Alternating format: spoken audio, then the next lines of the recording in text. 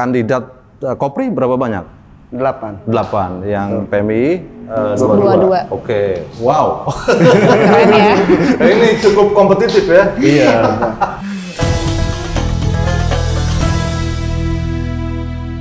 Assalamualaikum warahmatullahi wabarakatuh.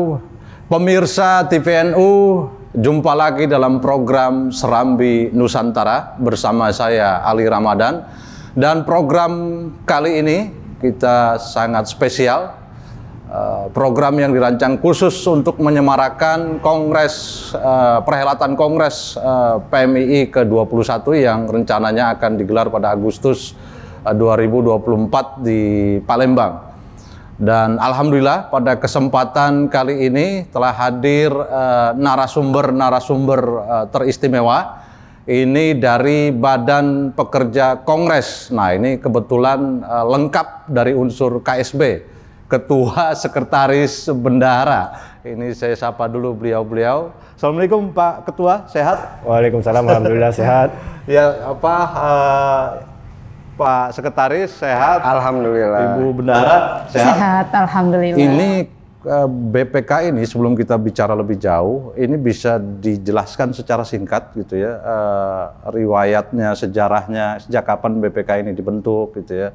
Apa tupoksinya, kemudian apakah ada perubahan ya dari masa ke masa kepengurusan PBPMII. Monggo Pak Tua.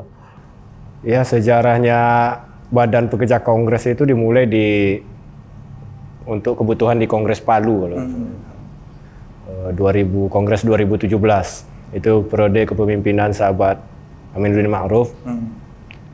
Dan kalau dihitung sudah 3 kali kongres PBPMII melaksanakan kontestasi atau kongres itu dengan support dari BPK ya. Ya, bicara tentang tugas dari periode ke periode yang sudah berjalan ini, kami ditugaskan untuk penjaringan calon-calon pimpinan, baik ketua umum PBPMII ataupun ketua Kopri PBPMII. Jadi penjaringan, kemudian barangkali yang bisa nambahkan, ini apakah sampai ke pelaksanaan kongresnya nanti atau berhenti sampai level mana? Apakah nanti kabarnya juga ada debat ya, gitu? Monggo siapa yang bisa jelaskan, Pak Sekretaris? Izin sedikit menambahkan. Terima kasih sebelumnya. Jadi sedikit menambahkan, sebetulnya kalaupun secara substansi tadi sudah disampaikan oleh Ketua BPK bahwa tugas-tugas pokok dan fungsi kita di Badan Pekerja Kongres ini adalah suatu lembaga ataupun badan yang menjaring para kandidat ataupun makomnya kita adalah kandidasi, menjaring para bakal calon yang kemudian nantinya akan melakukan beberapa tahapan yang selanjutnya kita tetapkan sebagai calon ketua umum PBPMII ataupun calon ketua Kopri PBPMII. Nah, ada beberapa tahapan yang sudah kita lakukan. Pertama, tanggal 1 sampai tanggal 7 kemarin itu kita tahapannya pengambilan formulir. Alhamdulillah ada 37 bakal calon yang mengambil formulir. Di antaranya 10 dari bakal calon ketua Kopri PBPMII dan 27 dari bakal calon ketua umum PBPMII. Nah, selanjutnya tanggal 7 sampai tanggal 14 ini tahapan kedua yaitu pengembalian berkas. Dan total yang mengembalikan berkas kurang lebih ada 31. Dan yang lolos verifikasi adalah 30. Di mana 8 calon ketua Kopri PBPMII dan 22 adalah calon ketua umum PBPMII. Yang selanjutnya setelah ditetapkan sebagai calon ketua umum PBPMII dan calon ketua Kopri PBPMII, nanti kita akan melaksanakan agenda terdekat kita adalah di tanggal 22 bulan ini, kurang lebih 2 hari ke depan, itu adalah pengambilan nomor urut. Pengambilan nomor urut, setelah itu nanti kita ada 3 tahapan debat kandidat dan setelah itu kita purna tugas. Oke. Setelah debat kandidat selesai sudah Jadi sampai tahapan debat saja begitu ya? Debat saja. Iya. Kita kembalikan ke OC dan SC. Oke. Lah, ini barangkali fase yang luar biasa ya, karena kalau melihat dari tadi yang disebutkan, animo kader pergerakan itu untuk ikut kontestasi itu luar biasa besar ya, dan itu jumlahnya secara signifikan bertambah dari periode sebelumnya ya, gitu ya. Nah ini bagaimana kemudian BPK ini jumlah yang tidak sedikit loh. Dan ngomong-ngomong ini tim BPK berapa orang? 5. Tim BPK itu ada 5 orang. Oke, 5 orang. Kebetulan yang berkesempatan hadir hari ini cuma kami bertiga. Oke. Karena yang 2 itu lagi karena momen Idul Adha kemarin mudik. Mudik, oke. Artinya tidak mau menyia-nyiakan waktu Idul Adha ya, gitu ya. Ya, kira-kira begitu. Nah, kembali ke pengambilan nomor urut gitu ya. Ini nanti bagaimana kira-kira gambaran mekanismenya? Apakah ada perubahan dari sebelumnya gitu ya, atau masih dipertahankan pola yang lama atau bagaimana? Kalau mekanisme kayaknya masih sama dengan pada umumnya aja. Pada umumnya aja ya. Nggak ada yang ruwet-ruwet atau yang apa namanya itu? Yang agak beda gitu. Agak beda, ya. Sama aja. Gitu. Sama aja ya, berarti masih dipertahankan pola yang lama ya. Iya. Oke. Nah, apa ininya? Urgensi pengambilan nomor urut ini apakah nanti juga akan berlaku bagi setiap kandidat itu di menuju Kongres, menuju pemungutan suara gitu. Misalnya Pak Aidil itu ya nomor 1 gitu kan, biasalah begitu kan, kode-kode begitu kan. Atau berhenti sampai kandidasi, artinya itu pengambilan nomor urut hanya untuk difungsikan sebagai kampanye para kandidat, atau itu juga bisa diteruskan sampai ke proses Kongres atau gimana? Pertama, selain daripada media kampanye para kandidat, itu juga sebagai kebutuhan administrasi di kepanitiaan. Karena di kertas suara juga tidak mungkin hanya sekedar nama tanpa nomor urut. Iya, dan kalau dihitung-hitung gitu ya lumayan banyak juga kan kalau nyetak ya kan. 30 surat suara kalau begitu. Betul. Nah, setelah ini terkait biaya kandidat ini ada perubahan atau tidak dari yang sebelumnya dengan periode sekarang? Ada penambahan. Ada penambahan. Oke. Kalau kenaikan terlalu ekstrim kayaknya. Jauh ya? Enggak juga. Itu terlalu kencang. Gimana Bu Bendara? Oh ya, baiklah. Terima kasih izin menjawab. Berbicara tentang kenaikan anggaran ya, menurut saya berbicara tentang ekstrim tidak terlalu ekstrim. Tidak terlalu ekstrim. Okay. Karena sesuai kebutuhan juga. Okay. Sesuai kebutuhan dengan kondisi hari ini. Mengingat kondisi hari ini setelah pandemi, kebutuhan tuh semakin meningkat. Salah satu tiket itu bener-bener luar biasa gitu. Nah, contoh aja saya dulu ke daerah Ternate itu masih dapat 1 sekian, sekarang udah nggak dapet gitu. Nah, itu kan perubahan yang sangat signifikan ya setelah pandemi. Kemudian juga anggaran yang dimasukkan oleh para kandidat juga, itu anggaran itu benar-benar buat kebutuhan mereka.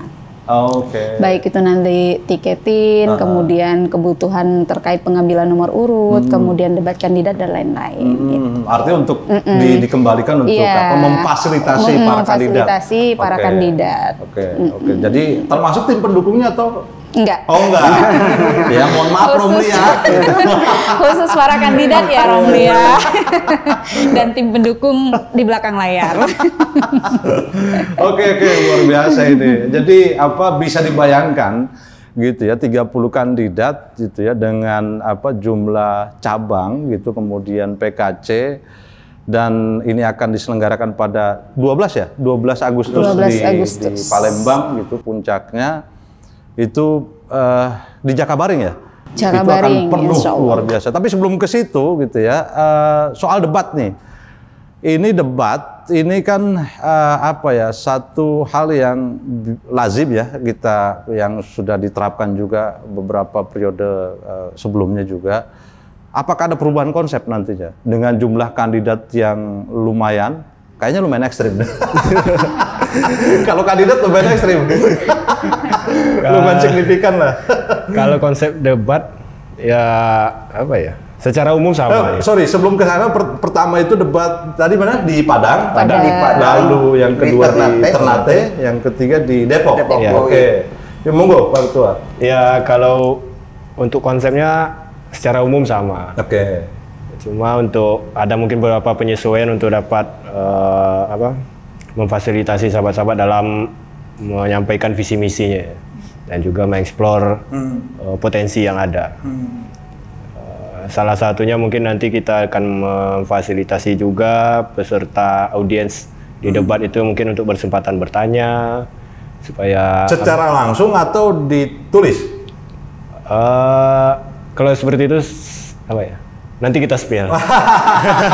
Aduh, ini nggak bisa dibocorin nih. Biar ada kejutan. Iya.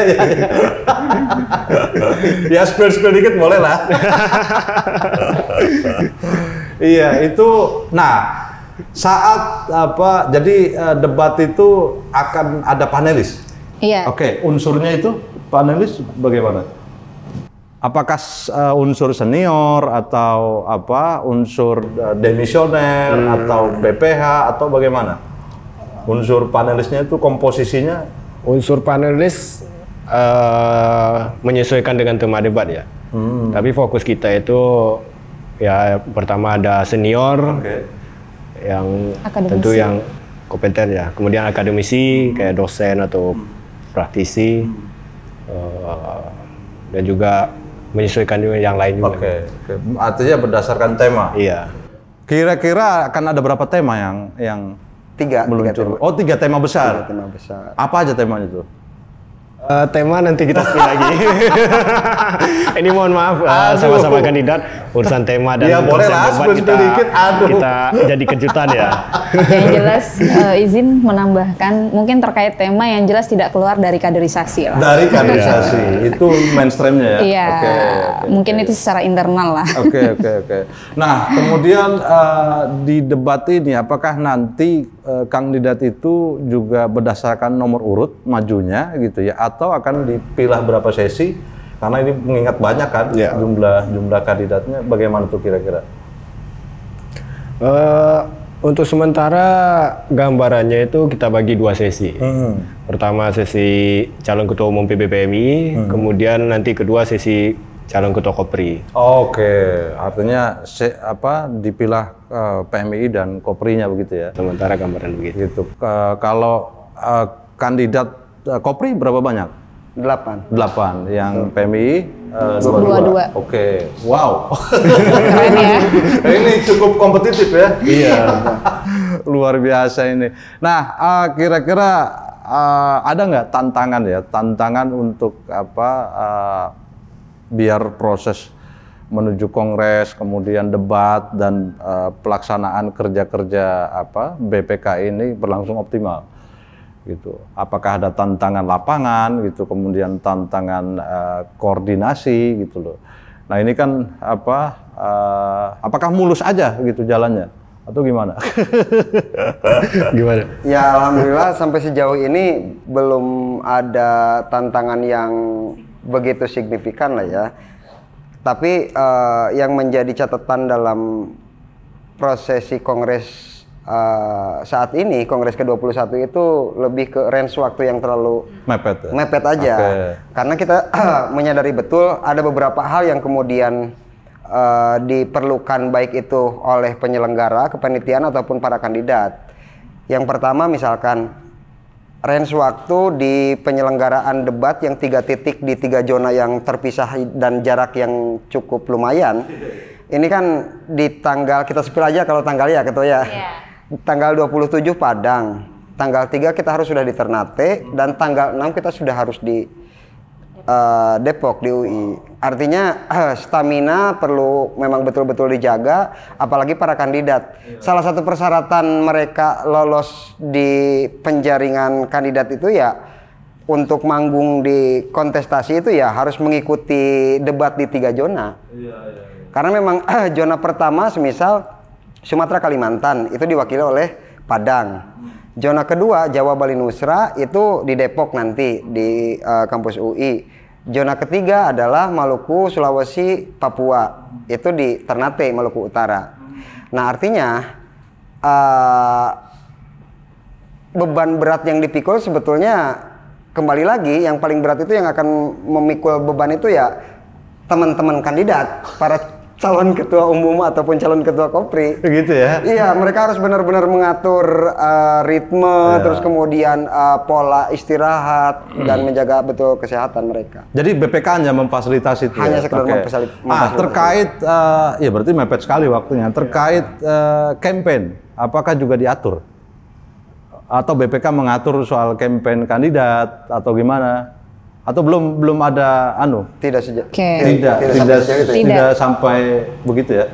Organisasi kita belum diatur sampai ke sana. Oke. Kalau terkait campaign sih mungkin kebebasan para kandidat mau bagaimana, yang penting tidak melanggar isu SARA dan lain sebagainya. Oke, siap luar biasa. Nah,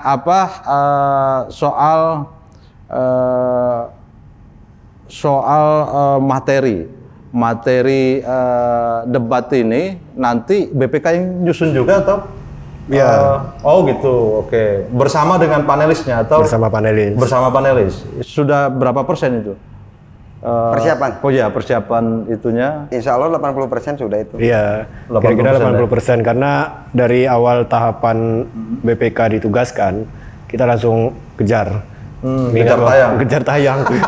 Tahapan pengambilan formulir, pengembalian, terus verifikasi, pengambilan nomor urut sampai debat itu sudah secara teknis langsung kita atur semua. Oh, oke. Tinggal nanti di dalam perjalanan mungkin soal panelisnya siapa, itu diwakili oleh sahabat-sahabat dari masing-masing wilayah, senior-senior di wilayah masing-masing nanti yang dilibatkan. Oh, oke.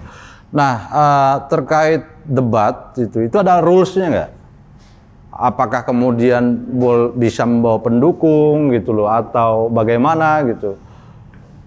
Atau bisa menyebarkan edaran gitu ya, misalnya bisa mengkampanyekan diri, dia bisa bawa atribut campaign gitu loh. Itu diatur atau bagaimana? Ada aturannya atau debat biasa saja? Sebenarnya kalau aturannya tidak terlalu diatur ya, cuma kita minta juga ke sahabat-sahabat para calon, baik ketua umum atau ketua Kopri, menyesuaikan aja. Karena kalau bawa pasukan misal ke arena debat bawa 100 orang kan pusing juga kita.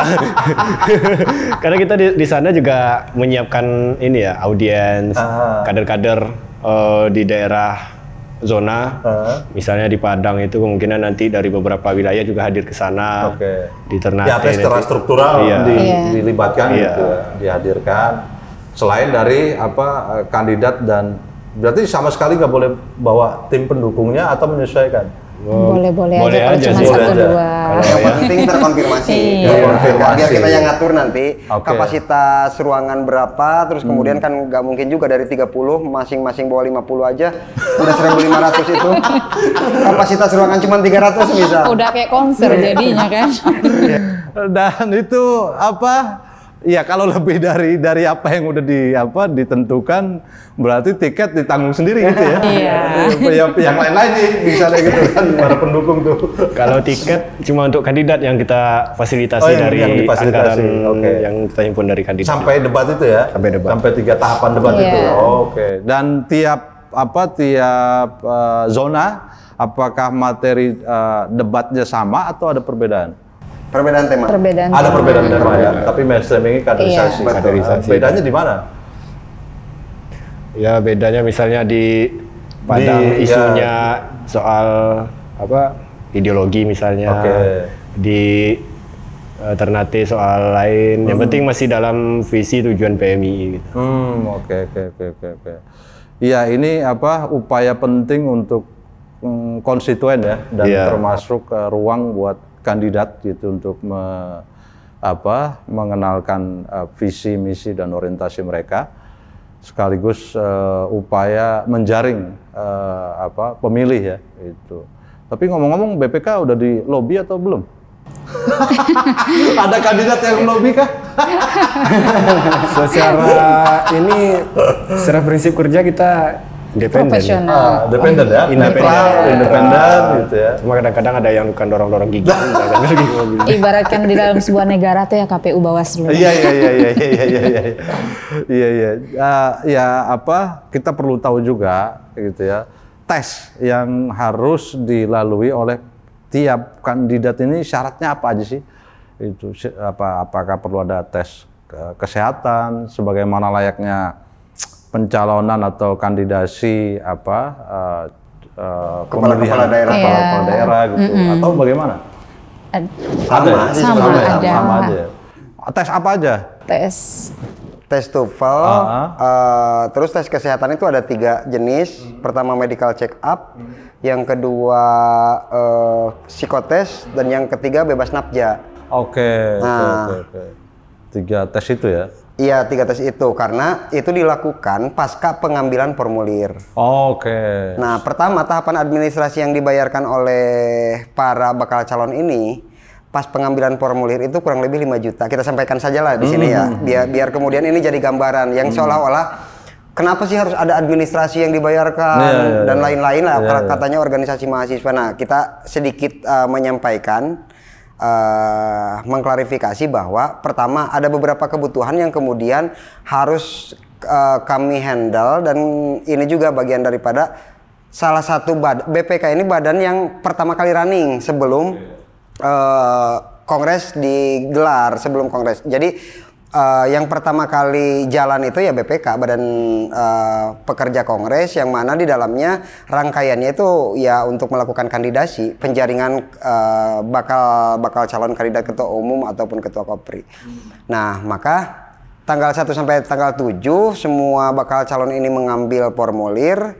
Setelah itu tanggal 9 kita memfasilitasi para kader-kader terbaik PMI dan Kopri yang senantiasa berkontestasi di Kongres 21 ini untuk mengikuti tes TOEFL yang kita fasilitasi di tanggal 9.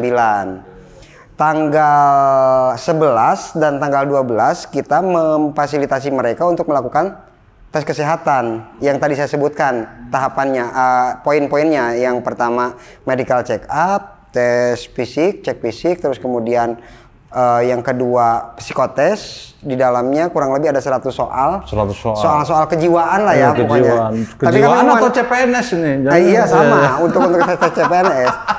Tapi kami berpikir kalau hasil kejiwaannya stres, itu kandidat serius.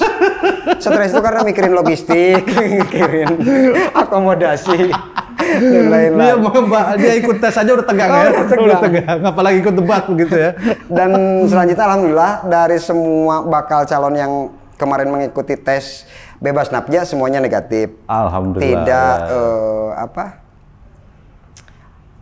tidak ada zat-zat kimia yang ini narkotika lah ya. Dan TOEFL pun memenuhi persyaratan. Semuanya memenuhi persyaratan, karena lembaga TOEFL yang kami jadikan tempat tes ini adalah lembaga TOEFL yang tidak sembarangan mengeluarkan sertifikat. Jadi sertifikat itu ada batasan hasil. Kalau di bawah 400 itu mereka nggak mau mengeluarkan. Dan alhamdulillah semua bakal calon yang mengikuti prosesi tes TOEFL di sana itu mendapatkan sertifikat semua. Semuanya tuh ya, 30-30-nya luar biasa. Tepuk tangan dulu kita.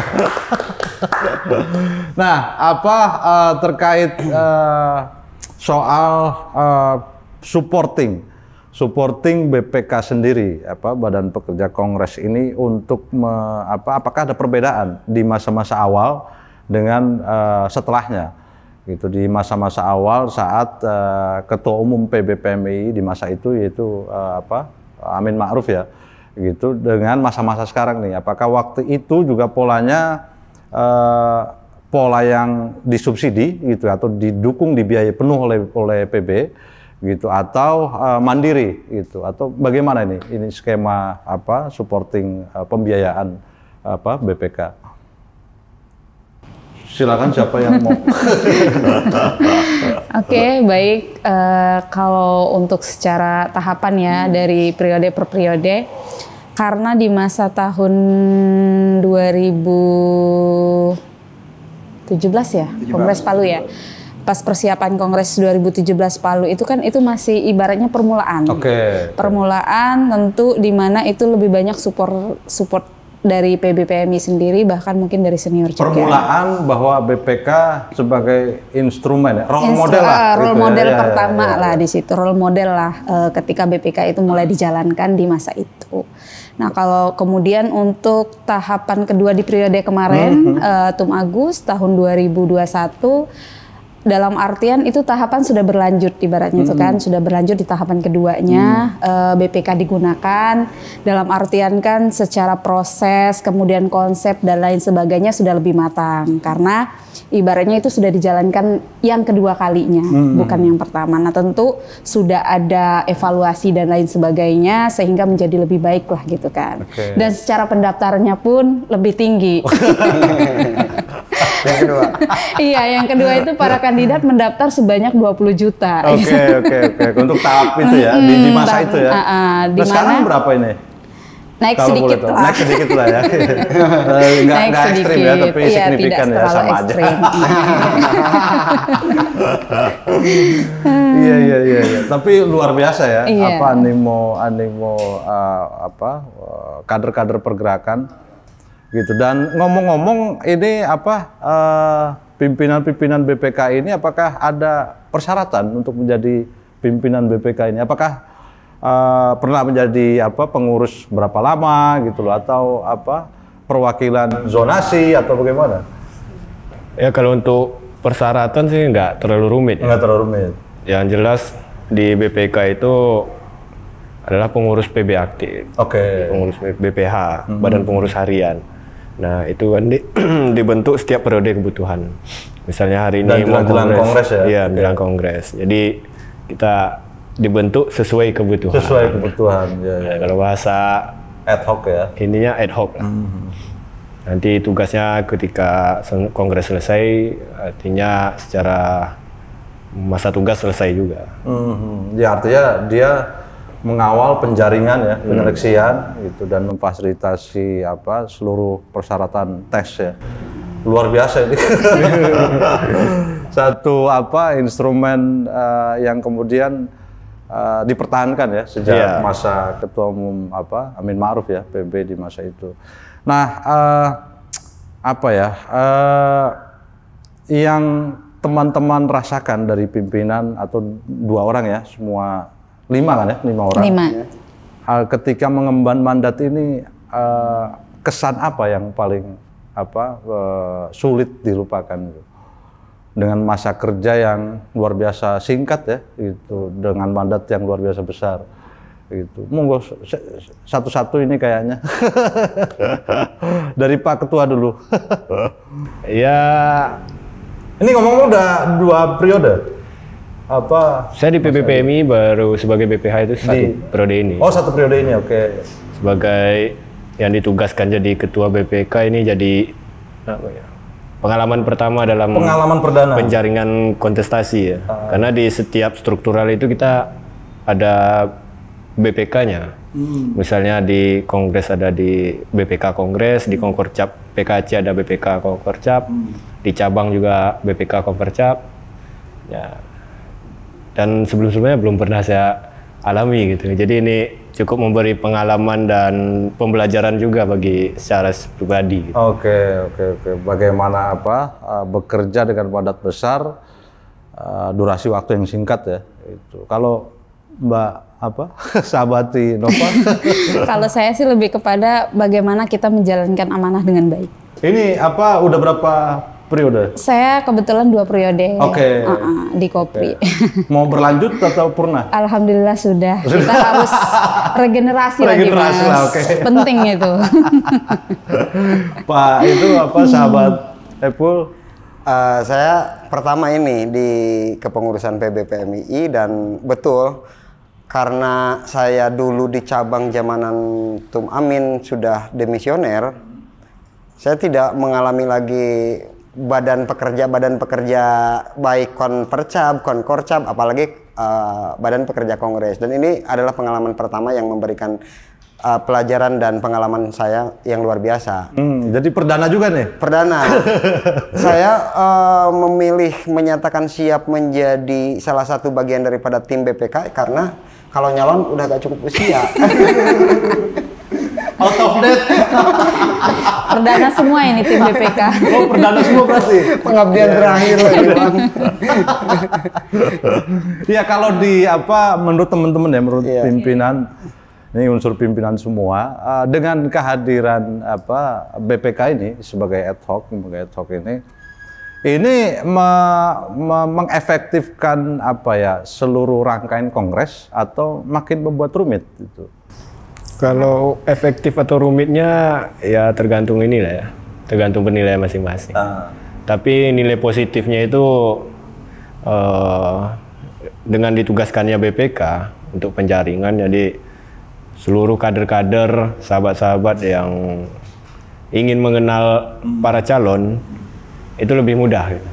Karena beberapa bulan sebelum pelaksanaan kongres kita sudah memperkenalkan calon-calon ketua umum dan calon ketua Kopri, mengeksplor atau menyampaikan visi misi. Jadi sahabat-sahabat di daerah juga bisa merasakan gitu, bagaimana tahapan kongres ini berjalan dan bisa menilai dan bisa mengenal. Ya, BPK yang punya mandat itu ya, gitu ya. Artinya untuk kandidasi dan seterusnya ya. Iya. Nah, terakhir itu ini pesan yang mau disampaikan itu. Monggo satu-satu dari Pak Ketua dulu. Ya kepada seluruh sahabat-sahabat, terutama para kandidat ketua umum dan ketua Kopri, harapannya untuk dapat menjaga kesehatan, mengatur ritme, menjaga kesehatan, karena tahapan kita di BPK itu cukup menguras waktu dan energi, dan itu harus diikuti semua.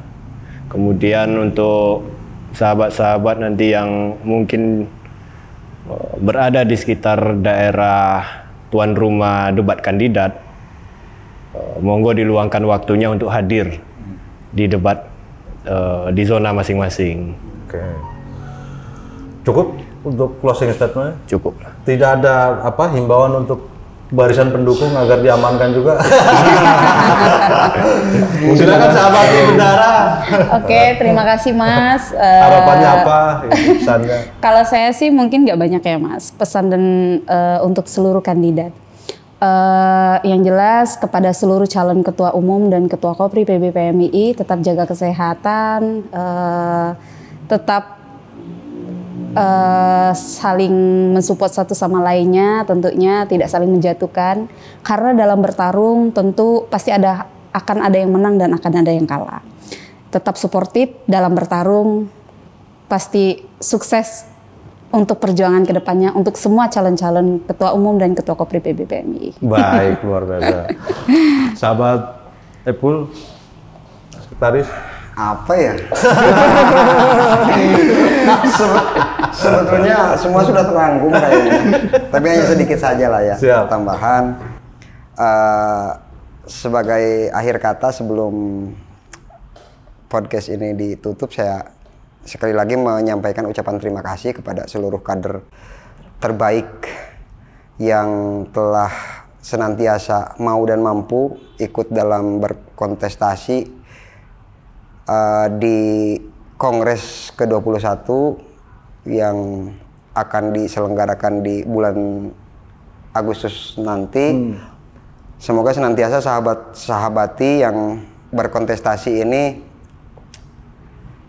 saya yakini betul bahwa di momentum Kongres yang ke-21 ini adalah salah satu momentum Kongres yang